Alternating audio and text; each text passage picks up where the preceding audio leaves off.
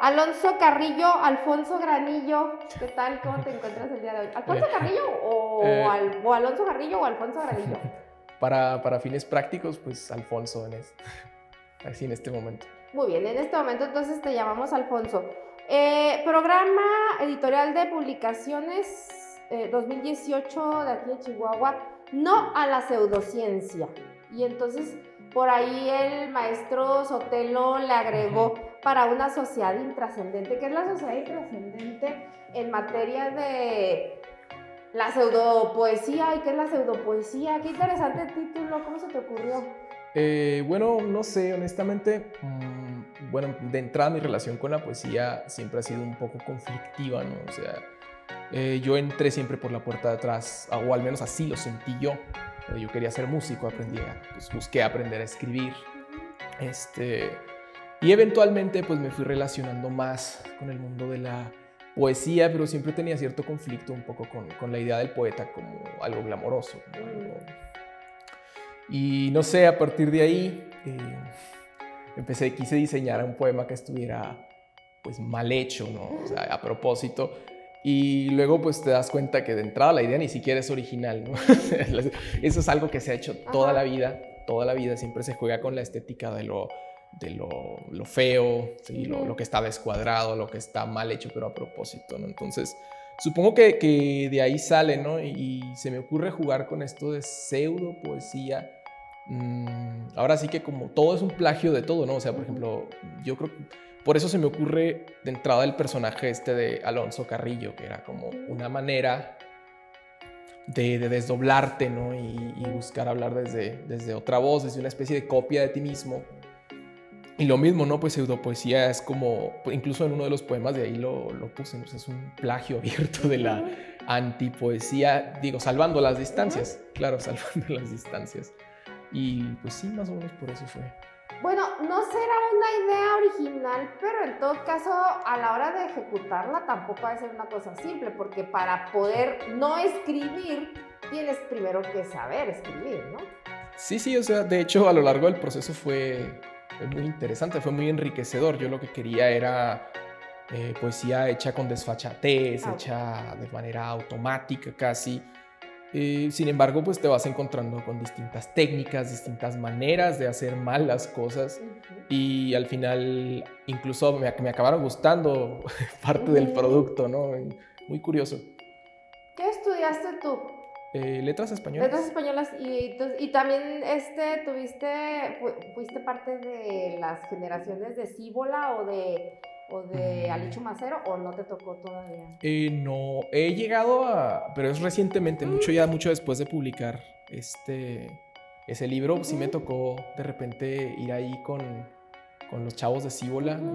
Está muy padre, pero sí es la primera vez que me meto como tal a un taller. ¿Y por qué entonces no terminaste estudiando música y terminaste estudiando letras españolas? ¿Por qué no terminé estudiando qué, perdón? Primero decías que querías música, ¿no? Que querías ser músico. Ok. ¿Por qué no estudiaste en la Facultad de Artes? No lo sé, no sabría decirlo. Supongo que fue pues, la idea romántica de ser el autodidacta y ahí también un poquito. Y supongo que fue eso. De todas maneras, yo sí que tenía mucho interés en la literatura, siempre me ha gustado. Me gusta mucho la literatura. Mi relación con ella como lector pues es bastante limpia, no es algo bello, siempre te nutre, siempre te trae algo nuevo. Pero como creador, pues vaya, la relación es un poquito más tortuosa de vez en cuando. Eso depende mucho. Hay gente que yo supongo que se lo lleva muy bien. Pues hablan mucho acerca de que la gente que escribe poesía, ensayo, lo que sea, siempre trabaja su arte muy en la soledad. Ahorita antes de empezar la entrevista hablábamos acerca de las artes visuales. Yo por ahí conozco un escritor que dijo, no, es que la literatura es como, sí es como tu compañera durante un tiempo, pero es un matrimonio bien tortuoso porque lo vives, lo sufres, te encanta, pero te hace sufrir mucho y lo vives en soledad. Y entonces cuando tienes lectores, ni siquiera sabes cuántos lectores tienes, no sabes, o sea, lo vives a ciegas, ¿no? Trabajas siempre en un punto ciego. Y en cambio las artes visuales siempre tienen como más no digo que todos los artistas visuales sean muy alegres y felices, hay unos que son por ahí muy oscuros, ¿no? Pero me parece que la literatura es más para las almas así medio oscuras, ¿no? Y diciéndolo con todo respeto, no en un sentido peyorativo, sino que tienes que tener como el estómago para vivir en soledad tu arte. Sí, en parte. Bueno, en general siento que el desarrollo de un artista pues es una cosa que ocurre pues, casi aislado, ¿no? De hecho, por eso es muy fácil caer en este arquetipo del artista incomprendido, el poeta maldito y demás, ¿no? Sí, definitivamente. Lo que sí tiene la poesía es que, vaya, cuando tú escribes cualquier cosa, de alguna forma te sientes identificado con eso. O sea, es como, sientes que es parte de ti. Aunque es una idea muy discutible, pero sí, o sea, sientes que es parte de ti. Entonces el hecho de salir y presentarlo a los demás, a veces es bastante difícil, ¿no? Entonces la persona que me editó, me acuerdo de ese libro de No, puso por ahí un comentario en la edición, algo así de que el libro estaba siempre a la defensiva. Yo nunca lo había pensado así. Y es interesante, nunca lo había pensado, pero algo de eso existe, porque en la propia desfachatez el libro parece protegerse un poquito. Muy, muy curioso. No sé, yo dije, qué interesante, ¿no? O sea, como que la poesía, bueno, el libro se cura en salud, ¿no? Un poco, es como, este poema es malo, pero estaba hecho a propósito así. Exacto. Más o menos esto, ¿no? Igual, insisto, sí que hay productos de ahí que me gustaron, pero me llamó mucho la atención esa observación, ¿no? Que me hicieron por ahí. ¿Y te quedaron ganas de hacer otro poemario, a lo mejor ya no que se proteja a sí mismo, sino más abierto? Más a lo... Sí, como para que, órale, con todo, léanlo y critíquenlo y pues a ver qué sale. Sí, definitivamente. Últimamente, más que hacer poemarios, es que en general la manera en la que yo abordo la literatura, creo que tiene que ver con el ritmo de nuestros tiempos y demás, es muy fragmentaria. Entonces me da por escribir así uno que otro poema aislado, espaciados incluso en su tiempo de producción, y a la hora que los pones juntos, pues a lo mejor como que no podría checar con un poemario. Igual siempre es interesante cuando un volumen pues se rige por un eje, una especie de eje temático, y vaya, nos da un mensaje bastante más completo o puede llegar a metáforas bastante más logradas, ¿no? Sí, claro que me gustaría en el futuro intentar algo más o menos en ese aspecto. Sí. Exponerte así como el artista en realidad siempre se está exponiendo. Es que también llegas a un punto de madurez, ¿no? En el que entiendes que, bueno, de entrada la poesía o lo que tú produces no eres tú mismo. Entonces pues es bello hasta cierto punto y te ayuda a reconciliarte con lo que tú mismo haces. Y sí, definitivamente, yo creo que ese proceso de madurez tiene que ocurrir siempre en todas las personas que hacen arte, ¿no? Que tienen que reconciliarse con lo que hacen y con lo que hicieron también, ¿no? Que es muy interesante. Y no, sí.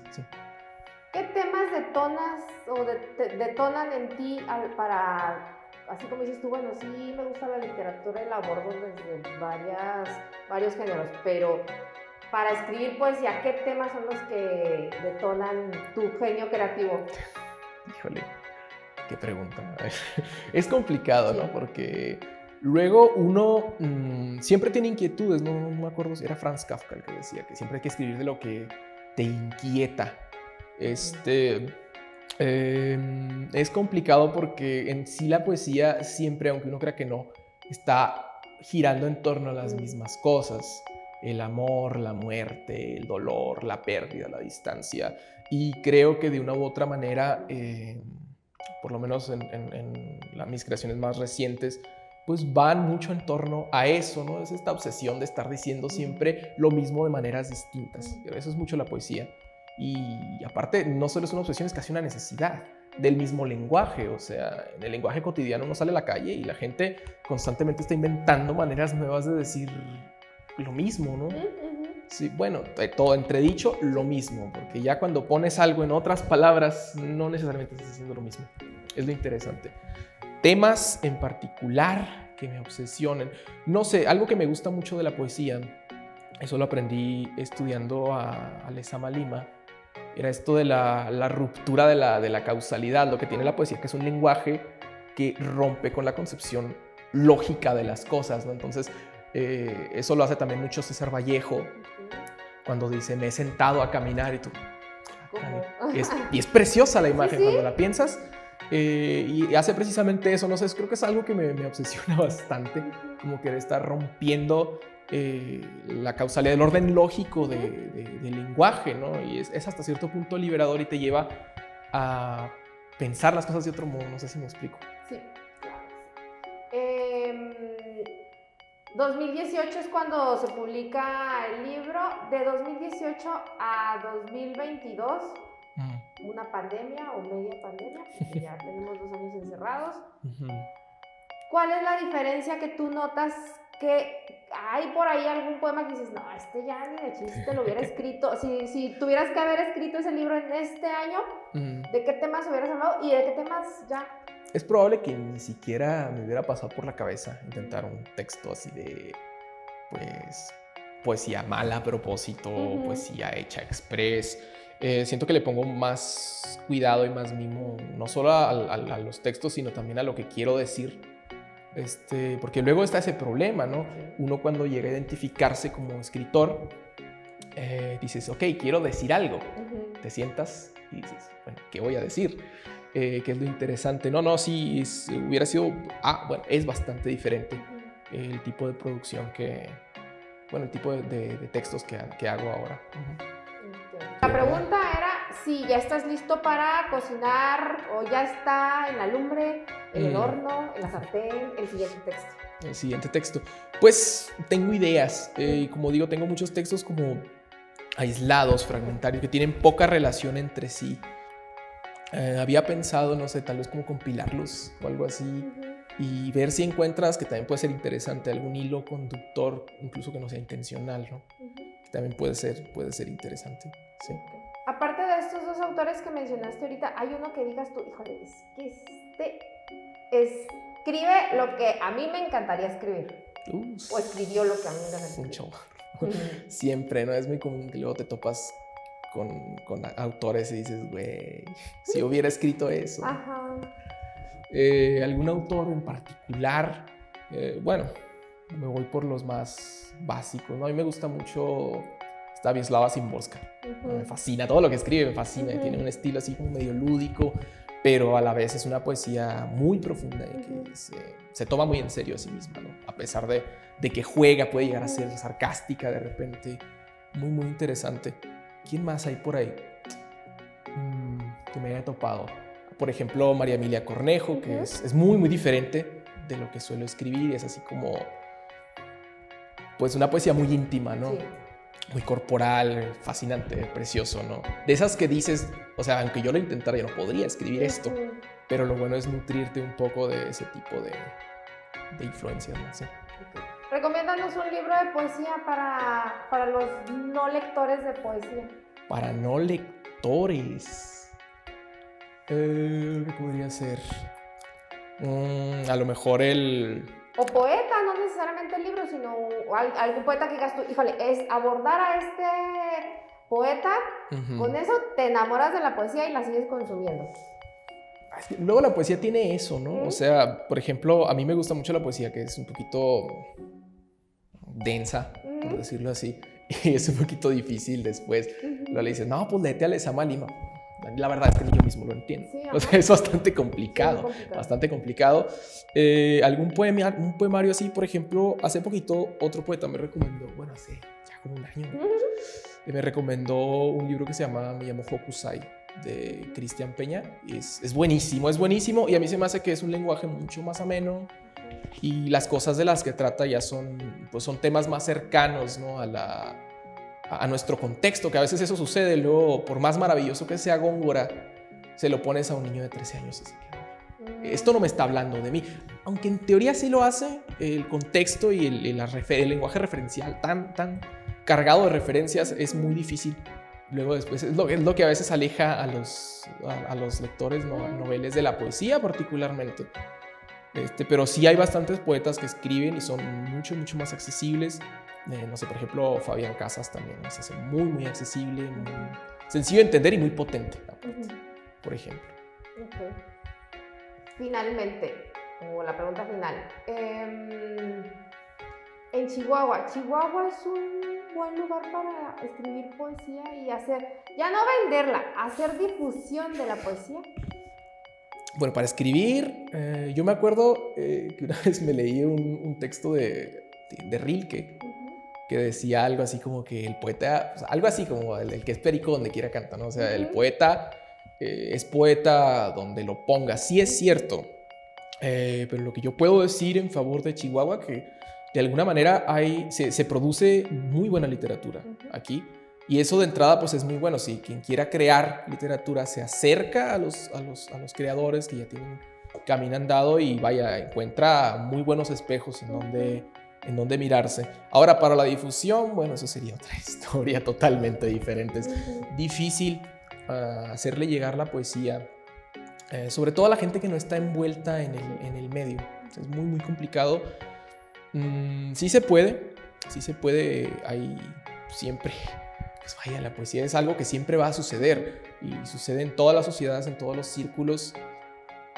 Yo creo que igual pues, hay mucho trabajo ahí en ese campo. Perfecto. Sí. Te agradezco muchísimo. Alfonso, gracias. Alonso. Gracias por la invitación.